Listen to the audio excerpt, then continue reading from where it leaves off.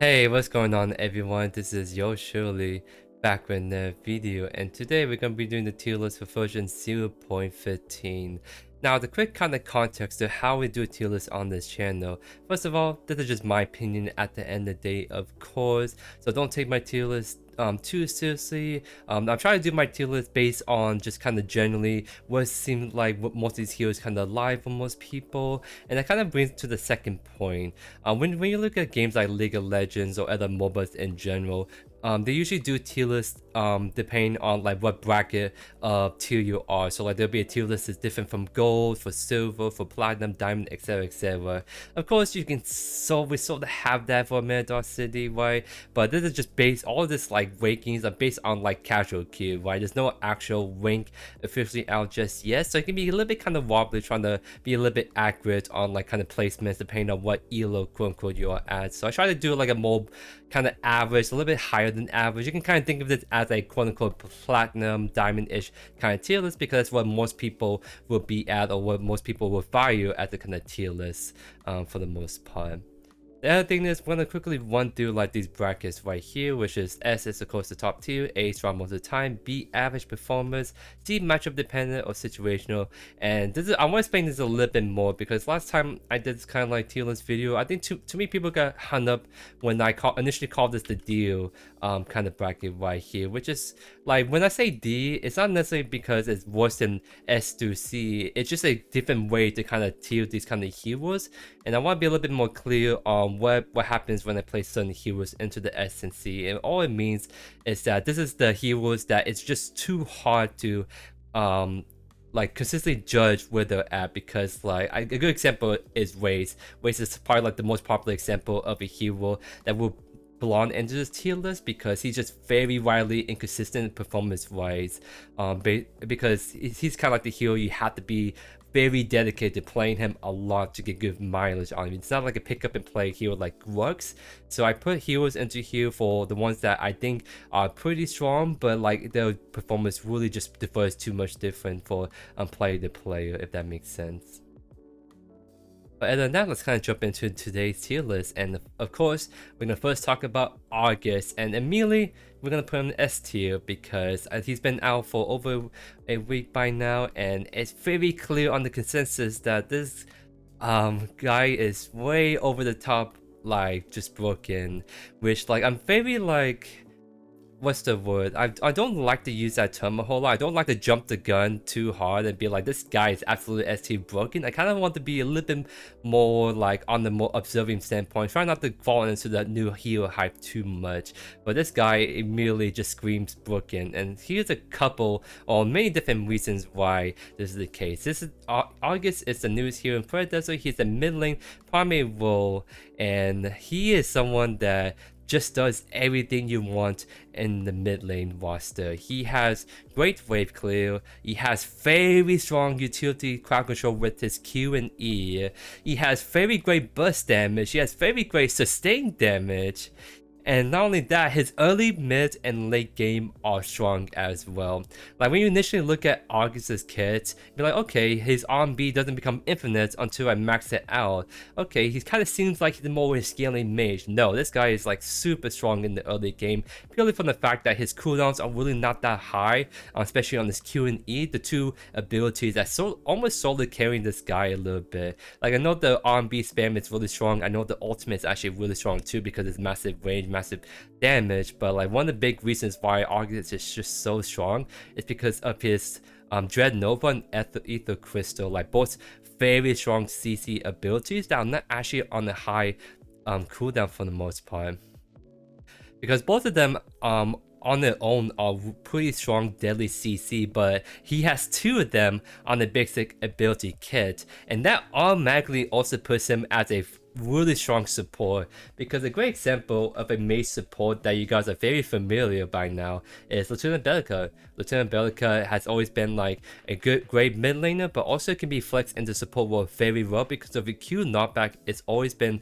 a very strong CC potent tool, and that's usually what happens when it comes to mage support. Mage supports usually work out because of that one CC ability that makes him like very well suited for this role. Well, Argus has 2 of them, so already he really outshines the Bellica super hard in the support role, but it's almost so much to the point that he starts to outshine other supports as well. The closest example is Decker. Like, Decker has her R&B stasis bomb, and the closest comparison to that is the Argus Q. But the big difference between those 2 abilities is that Decker Ball has like a bounce to it. It hits the ground, it bounces once it hits the ground again, then it explodes. So normally you have to get a direct hit on the R&B to actually stun someone with that ability.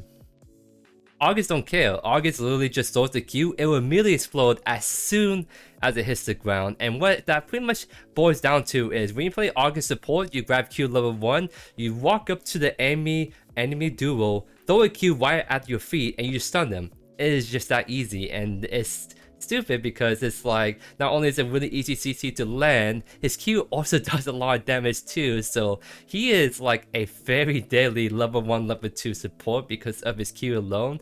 And then when you get his E, now all of a sudden you have a follow-up to your own powerful CC, or make it that much easier to hit your Q than it is. So Q and E, just crazy on Argus. They do a lot of damage on low cooldowns.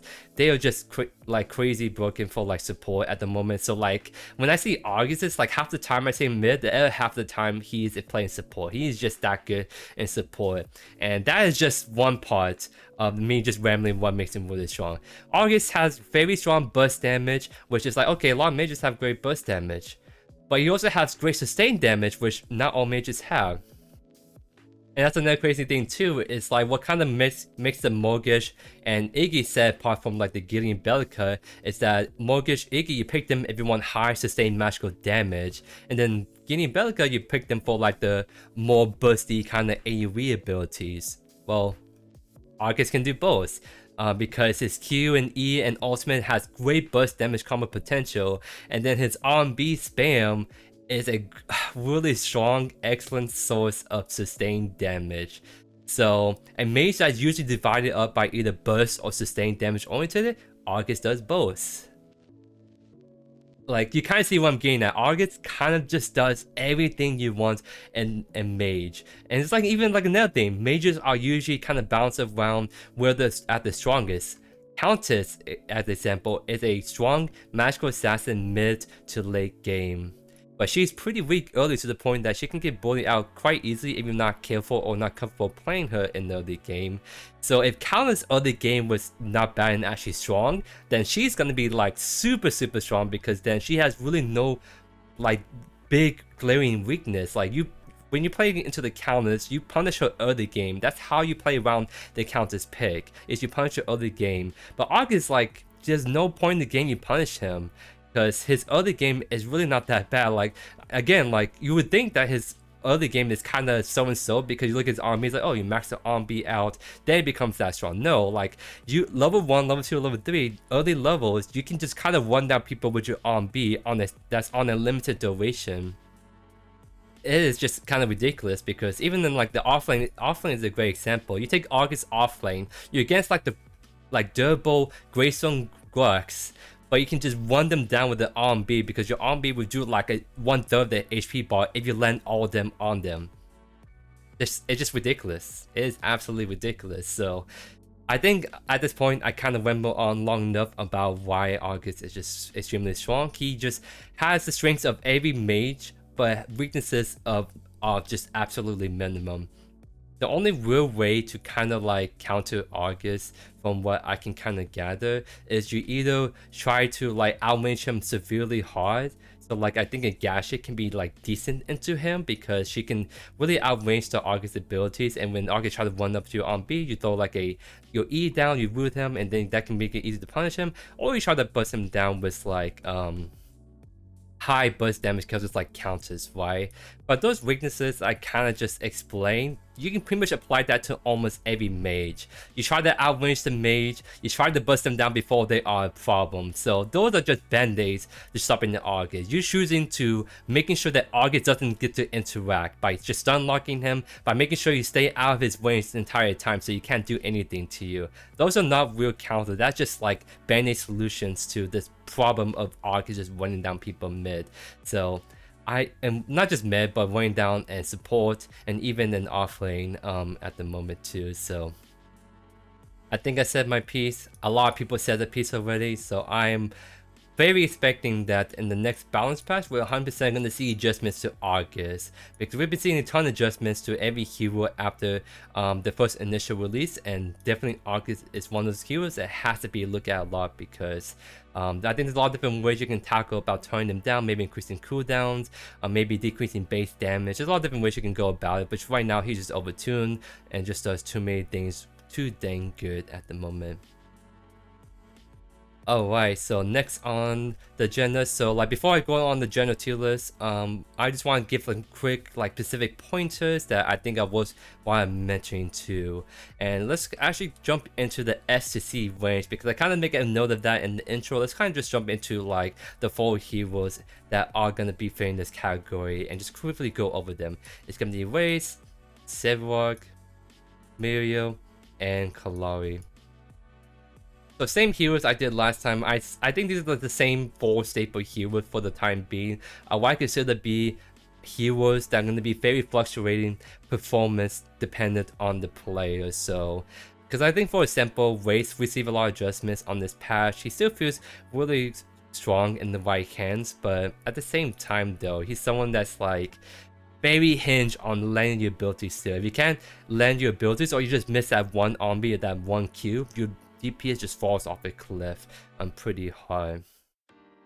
So I know a lot of people are like saying, oh my god, this guy's feeling like an SOA, but how many people can actually play Wraith that good in that level? Because like I don't like typically want to use Omega.ca stats, because those stats are like all elo and it's based on casual kill, not like the rank competitive environment, so not always the best place for like stats. But when I look at Wraith, he has a pretty good pick rate, and his win rate is like just 45%, right? Like this is a hero that is just really not that easy to play at all, and most people that play him end up like struggling with him, and that's kind of like the main reason why we have this tier bracket in the first place. It's just some of these heroes like Wraith, I would love to put him like an A at the very minimum, but it's just hard for me to justify putting him A when the average Joe is actually just struggling with him.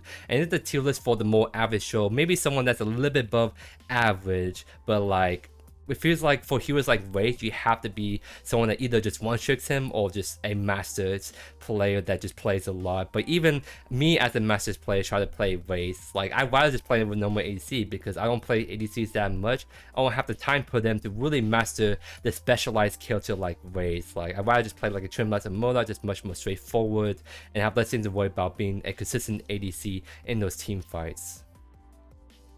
And so similar things apply to his other characters. Sevrock, main reason why I feel like his SSC range is because he's a hero that if you can get your max stacks before 25 minutes, really strong hero, definitely up here in the top brackets. If you're someone that takes like 35 minutes to get your max stacks, he's someone that gonna start to really struggle a bit, I feel, compared to other tanks. And I feel like if you're someone that not really that great at efficiently farming your stacks, you might as well just play another tank at that point, like a Witch or a Steel, where you have less things to worry about and your performance can be a lot more consistent. Mirio, like she's someone that actually had a straightforward kit at first glance, but then when you take it to actual gameplay, it can be a lot more complex than what's initially shown. And part of it is like a global ultimate. You have to be very careful about which targets you pick, and at what point in the game, because you don't always want to ult someone just for the sake of saving them. Sometimes you can look over your Argus that's like somehow 0-3 is dying, and then you look at him like, I don't think you're the win condition, my 8-1 Trimbless is the win condition, I'm gonna save my ultimate for him. And those are the kind of decisions you have to make on the fly in your games when you play Mirio, because if you're using your ultimate to save someone that's like 0-3, lower impact, and then your 6-2 Grux dies and you don't have ultimate to save him, then that's on you. Like you could have saved that, you could have turned that around, and now your team is going to start to lose tempo because you have no way to really impact that because you're wasting your ultimates. That's one big thing about Mirio. The other thing is, of course, the early game is pretty rough. If you do not know what you're doing. Mirio's early game can be actually pretty aggressive because of the Q and R attacks they hit pretty hard. You can pressure poke people a lot, but most Mirio players at first startup won't actually do that.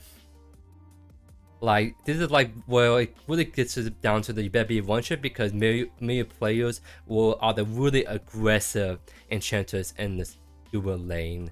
And like, so if you're playing Mario as behind your ADC, you're only shielding them, then you're really not impacting the lane at all. You're really not taking full advantage of Mario's kits right there. And I know like a lot of support, you can be like, well, like, not bad, she's sitting behind me the whole time, but not bad, like, you can just as long as you're alive and keep the heal up, you are making great impact. Mario that only stands behind your ADC gets jumped and you try to shield them and do all that stuff, that's just not enough. You need to be aggressive in lane with Mario, and you have to take advantage of your Q and passive in lane. If you don't do that, then Mario's performance can be really over the place, combined with the ultimate just being a complex ability to use. But not only knowing who to save, which allies to prioritize your ultimate on, but also knowing when to split push and letting your team actually letting you split push as a support and using ultimate to join in the fight immediately. Lastly, Chloe, I think she's just a very high ceiling kind of hero. I think maybe initially when you first start playing her, she's like, oh my god, invisible is so broken, and she still feels so strong. But then once you reach that certain point like gold, I think people realize how to play around that. 1cc just kind of flies your way and you're just dead. Right, like, she's a very high skill, high rewarding character, because you need to make minimum mistakes on her to take great advantage of her kit. Because like, she's kind of like that Wraith. I think Wraith is always going to be the most extreme example of a one-trick kind of character. You need to really put time in. I don't think Kalari is like super extreme, but she's still someone that's like, if you're getting hit by skill shots, you're playing her wrong. You cannot get hit at all. There's no excuse to be almost when you're playing this character, and that's why her performance will really fluctuate depending on the player themselves. Alright, that's kind of my whole spiel right there. I'm gonna kind of take a quick look on who else we're gonna talk about. Yes, let's talk about Sparrow. I know Sparrow has got some initial hype. I know that a lot of people really liking the changes, but I still think that she's still in the C matchup dependent situation though. Because sure, like, she definitely feels nicer to play as an ADC. She pumps out more damage more consistently, but I still think she's that hero that, like, you do not want to play her if you see like a Chimera or like a Kalari on the enemy team. Like, when I see a Sparrow being picked, and I just like, yep, I'm gonna pick this hero because this hero just to sit on this for free, right? And it's kind of like the big thing about what I mean by she's matchup dependent situational. Sure, she's really strong on the own right to ADC, but she still suffers from that main weakness of, if you have a support that's in like Narnia that's not helping you at all, or you have a whole team that's really just not looking out for you, then it doesn't matter how good of an ADC you are, you will suffer because she needs someone to babysit her, or she will just get hyper focused and just die instantly in team fights. You look at other ADCs, they have great self appeal for themselves. They're fine if they're by themselves for a bit, but Sparrow is like, you're griefing your team if you're by yourself, or while your team is griefing you, or if they let you be by yourself as Sparrow, right? So that's kind of the big reason why I'm gonna put her on C. Unless she gets numbers that are like extremely OP, super over the top like ARGUS, I don't think she's gonna really move that much. I feel like she needs more fundamental ability reworks. Something that makes her a little bit more nice to play by herself for her to be considered to be more high up there, because I think that's just the main thing holding back more than anything. It's just her lack of self-appeal and mobility, making it really easy targets for a lot of these heroes that otherwise sometimes struggle to get on top of other ACs like Drongo or Murdoch. One other mention I'm gonna make is Rampage, which is actually like, I kind of predicted he was gonna be popping up a lot more in the last patch, and it seems like he is still eating really good, because I think he's like a top tier jungler tank pick at the moment. I know he received some nerfs this patch, but I don't think they're just enough to take him down. Like, ever since they did the buffed to him like a while ago, he's just someone that's been slowly emerging back as the king of the jungle, no pun intended on his passive right there. And he's just someone that, like, if he's like, and he's always been the hero like in the initial like release of early access Predecessor, that he's just always an S tier pick, because he's a tank that can kind of do a lot of different stuff very well, very easy to use, very consistent, very has great damage on its own, but very, of course, strong frontlining tanking on its own way. Because usually when I'm looking at these like solo queue tier lists, I'm sometimes a little hesitant to put tanks up there, because if you truly want to like play a hero that's really great for solo kill, you tend to fall in line more bruisers or assassins. For someone that has a lot more damage that can carry team fights by just killing people. But it seems like for Rampage, like from what I observe and just playing him in general, like he's someone that can kind of solo kill, kind of solo carry like some of the target picking and damage on his own, because he's always, it's nothing to stop Rampage from ulting, do the super jump, and immediately in the back line, wailing on your ADC. He has a stun walk that can use twice, by the way, because that's another big thing, that you can use his Empower Q twice with his upgraded ultimate and some ability haste. If you use your Q right away and then use your Q towards the end of the ability. That is so strong. Like his Empower Q is a strong CC ability and you get to use it twice. That alone just makes him so deadly against backliners like mages or ADCs, because you get to stun them twice and be really hard to kill unless you have 5 people with very high burst damage to really take him down. So I think he's just a really excellent pick at the moment. If you want to pick a jungler that's always going to be great in your team comps, you can never go wrong with the Rampage pick, because a tank jungler can pretty much fit into like 90% team comps out there. I think he's just really strong, does a lot of great stuff, and I don't think you can go wrong with him honestly at this point. But I think that's about it for kind of like the highlights on what I want to point out for this tier list. I kind of went on for about 20 minutes, so let's kind of sort of speed one on the last few picks right here, and we're gonna just kind of go in order right here. Counters, we're actually gonna bump up to like B. I think last time I put it in C, but I'm actually gonna bump up to B because I think the other game changes they did to her were really great. And not only that, I think she's someone that it's not as matchup dependent as it used to be. Maybe for mid lane it can be a little bit rocky still, for jungle I don't think she's someone that has to be as afraid of that many counters. I think she's someone that's really great in the jungle and someone that's been doing actually better in the mid as well because of the changes, especially because I definitely see some counters running around mid to late game just one-shotting like our ADC or mage, and then it's like, well, that's counters for you. So I think that kind of pushes up to B right here. Like I think she's definitely in a lot better. She's not that hard to use. I think she's definitely someone that deserves to be here on B for now. Next up, we're gonna be talking about Crunch. I think he's also a B hero as well. He's always gonna be good in the off lane and jungle. It's just like he's someone that almost like, he's not like matchup dependent situation, but he's someone that definitely can struggle a little bit depending on if he's like gets a Victor, his life is miserable. If he gets a steal, his life is miserable. If he gets like a jungle with a silence, his life is miserable, right? It's not miserable enough to where I think he gets that hard shut down by matchup dependent situational, but he's always gonna be held back slightly because of CC existing in the game. If he ever gets in the game with no CC though, that's just kind of like a free game for Crunch, but it almost like most of his heroes have some form of CC, and that's always going to be a struggle for Crunch. He's someone that really likes the 1v1s, and in team fight he kind of falls off a little bit, so if he gets one CC thrown at him in the team fight, people focus him, he dies. It's that Crunch noises, right? Next up, Feimao, just not average performer. I think he's someone he's like an assassin. I feel like in hard carry games, but at the same time, I think he's kind of hinged on the play performance. He's not just a pick up and play kind of character like it works. As an example, I think it's a hero that provides a little bit more mastery, but I don't think he's like an SSC kind of range mastery. I think he's just someone that like you pick it for the right situations or for the right kind of players, for the most part. Jungle, he's gonna be going into. Actually, I'm trying to think. Let's put him into B. I still think he's a little bit outshined by other ADCs at the moment, but I don't think you can go wrong with the jungle. It just seems like other ADCs have a little bit more utility.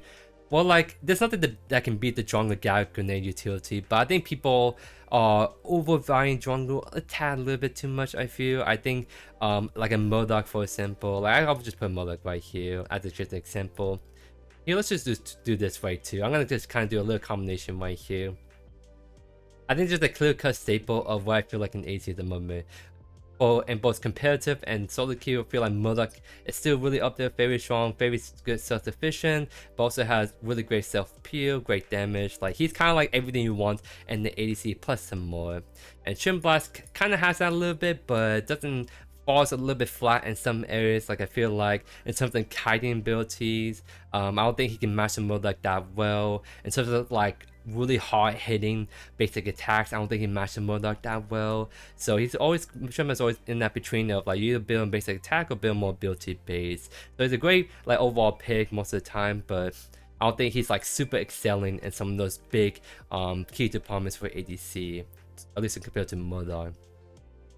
And then look at Drongo, like you could probably make an argument to put on Drongo in A, but I'm still gonna leave him at B for now until I'm convinced otherwise. I kind of feel like he does a lot of different stuff, but doesn't do nearly as good as some other ADCs. Like the self peel not as great as Murdoch. The hard hitting like 1v1 stuff. Maybe it can be a bit better than Trimless, but still get outshot by Murdoch, or even like against like a Q where it gets a little bit outmatched, minus like the Q, Silencer ultimate right there. But I think Drongo's just the jack of all trades, master of none, except his grab grenade. It's kind of slowly carrying this guy a little bit in terms of utility department. Next up is Gadget, average performer. I don't think she's really that bad of a mage. It's just, I feel like she's just outshined by other mages at the moment. But definitely fine to pick her if you want to play her. She's definitely a safe first pick. Great long range, great self peel, and she's great at punching people getting really aggressive on top of her. Deco's just staple A pick kind of support, great stun, great utility. It's almost kind of sad to see that I feel like Argus at the moment is really outshining Deco because he does stuff very similar to Deco, except he can do it slightly better and bring a lot more damage to the table. So with just Argus kind of sitting overall, it's really just making support feel a little bit awkward because Argus kind of does everything you want on a crowd control support plus some more. So I feel like Deco is like the gap between this A and S for support crowd control kind of stuff is just even larger with Argus just now being a thing right now. Next up is Gideon. This is also, I'm gonna also do another double pain for this. Gideon and Belica. Let's talk about those two, because I think both of them are like heroes I consider to be top tier. Maybe Belica, I think I put in A tier, but definitely Gideon was S tier for the longest time. But now with Argus just being a thing, Argus just literally kick the floor with Gideon, kick him downstairs, and it's gonna be A tier, which I guess you can say it's kind of low fall, kind of cool, because Argus and Gideon has a kind of rivalry going on in the lore, and Argus is showing up and putting Gideon into place. It's sort of a low kind of moment, I guess you can say, but in terms of the meta thing, just Argus is just setting a new bar for mages at the moment, and I don't think that the bar is going to last long as soon as they nerf him. Just for right now, he did set a new bar, and that new bar that Gideon just does not reach nearly as easily, so he's just gonna kick it down to A. I can't justify putting Gideon at the mage in the same tier bracket as Argus where he's at right now.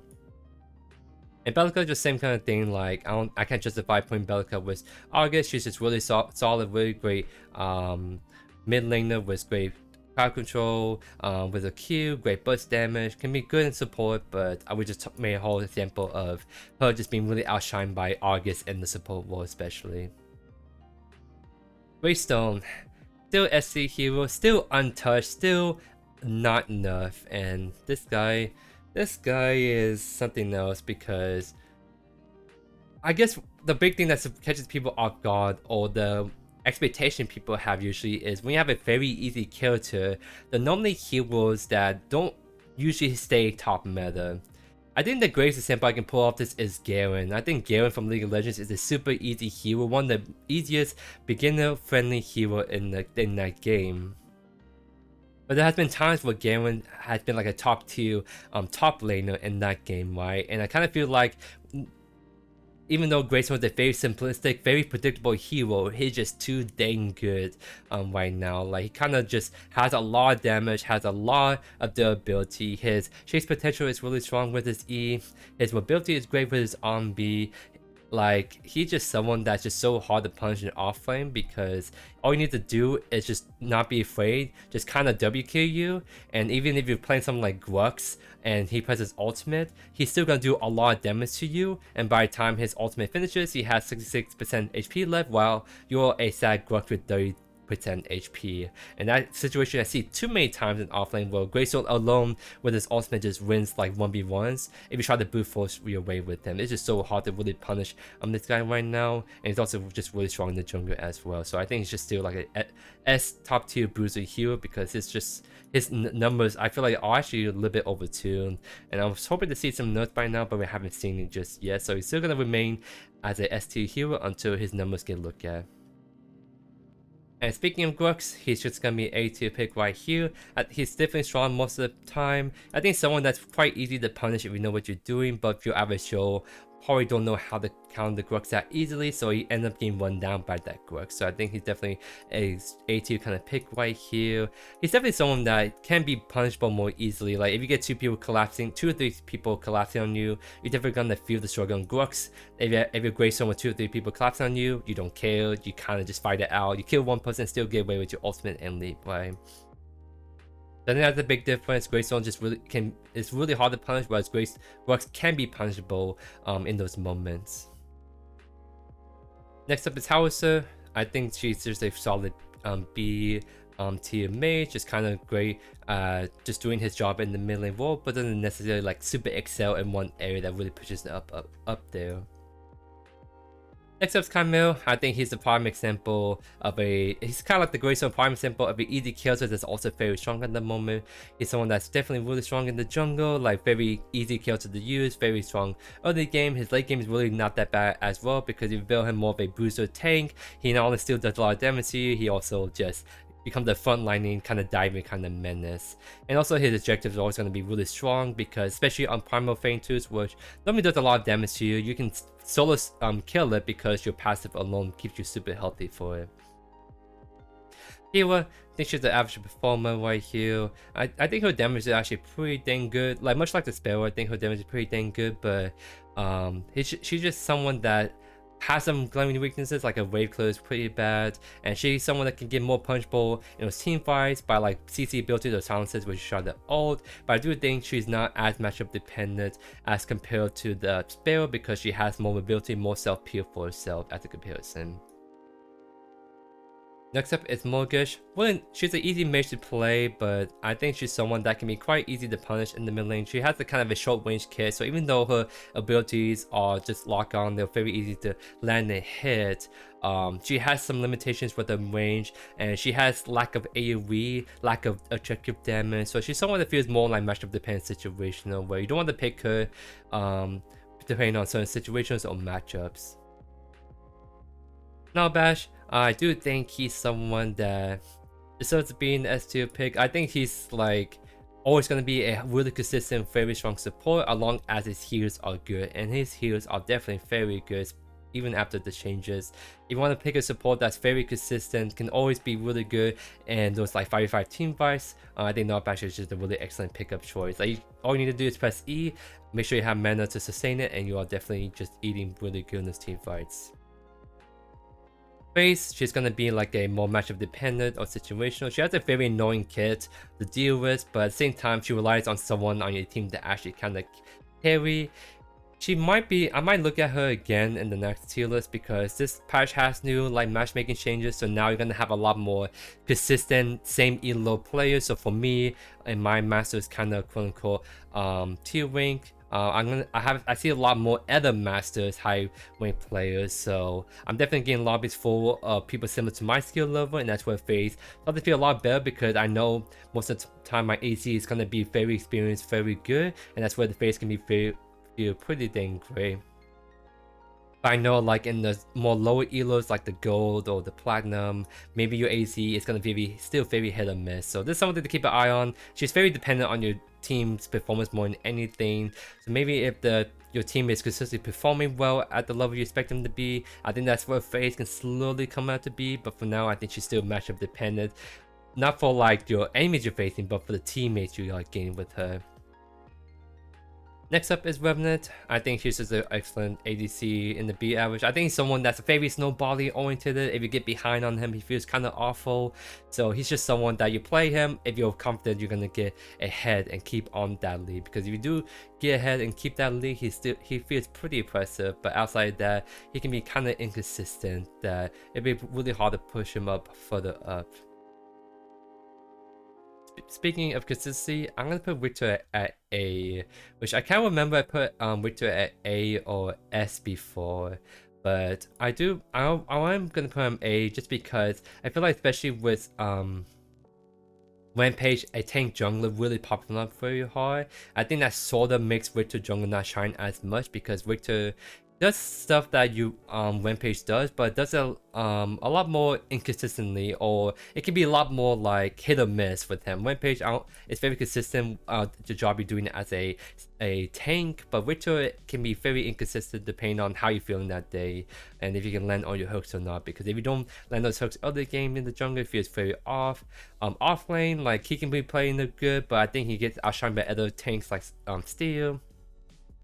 In support, that's where probably he shines the most, but it's kind of a little bit weird, like I said earlier, about the whole support kind of thing, because ARGUS support is just a thing. It's in the new buff for supports, which hopefully it's just temporarily, because right now ARGUS just brings that like the utility and pick potential that Richter wants to do, but just does it way easier and brings a lot more personal damage compared to Richter. So I think it's going to be dropping down to A for now, just because I feel like an Otherworld is getting outshined, but it's definitely a very strong hero flex in the offlane, jungle, and support. Just not like top tier in those roles compared to these other heroes. Sarah, she's going to be a hero, much like the Revenant, very like Snowball with Lions. If you're someone that kind of falls behind Sarah's jungle, you're going to definitely really not have that great of a time. But otherwise, I think she's a fine hero to pick in the jungle for the most part. Shouldn't be much of dependent, situational. She's someone that is safe to play in off lane and decent in the jungle role, but the thing with that makes a matchup dependent is based on your team comp, much like the phase. Like if you're playing a team comp that requires you to be at those team fights a lot, or be a frontliner or tank, Shimmy really can't do that. Like Crunch, I want to split push in 1v1, but if I have to be a team fight and tank, I can do that. Shimmy doesn't really have that situation. All she wants to really do is split push or maybe 1v1, but outside that, if she's forced to go on the objectives or like 5v5 team fights, I feel like she really falls out pretty hard. She doesn't really perform nearly as good as you would hope, I feel. That, and I think like she's someone that takes a little bit of time to get going on like the stuff in the off lane. Like she's very scaling, kind of like the Sedwalk. So like if the other game happens too fast, doesn't matter if you got really greatly off lane, you won't be able to use it, because by the time you scale up, the game is already ending at that point. Still S tier hero. There's really not much to say other than he's just a premium tank offlane, very good in the support as well, also flex in the jungle, kind of does it all. Good damage, great CC, crowd control, one of the strongest tanks for 5v5 team fights just in the game, period. Very much of dependent on situational, like she's someone that can really get punished a lot in mid lane depending on the enemy team you're facing. She's also someone that, like, as much as I love to go all 5 people, if one of them has a cleanse and they team cleanse or just whatever cleanse, that's when phase damage can really just fall off, because she ultimately just gets easily countered by cleanses in the game. So she's always going to be sort of matchup dependent because of that alone. Sarah's still strong pin most of the times. You can, he's probably one of the best heroes, besides maybe some of the SC heroes, the blind pick and off lane. Just does a lot of great stuff. I just think he's a very high skill kind of hero, not as much like a race like SSC kind of range, but definitely someone that is not a pick up and play like a Grux. You have to be very tactical with him, but for the most part, I think he's like a great hero to pick up and play. Game matchup depends, situational. He's very great at trading objectives, and he has great like zone control with the tournaments, but outside that, you kind of pick him depending on your team comp wants the more zone control, or if your team really needs a burst mage or a mage that can lead team fights, Iggy's just not your man. So it's gonna be depending on who you're facing and who your team needs. Last but not least, is gonna be my favorite hero, of course, is Quan. I'm still gonna put him A. Like, I know Quan's been seeing a lot of pick, ban, and competitive play. Like, I think he's always a pick or ban right now, and I was definitely seeing in the last Fame Boost EU tournament scene. But I think he sort of is like the Sales that has kind of like a skill requirement to him.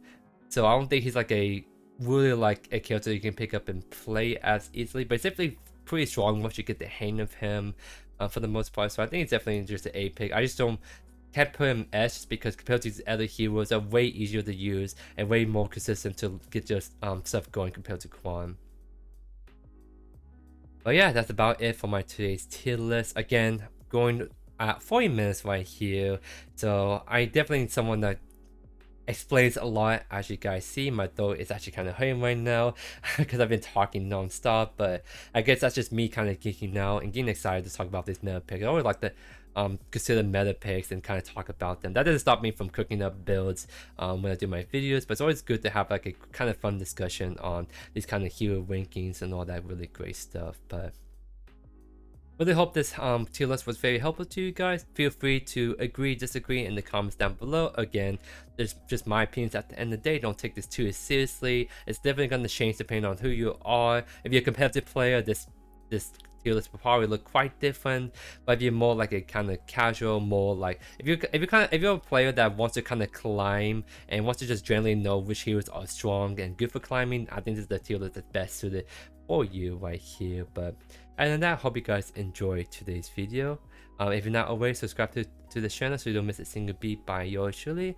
Other than that, I hope you guys have a great rest of your day. Peace.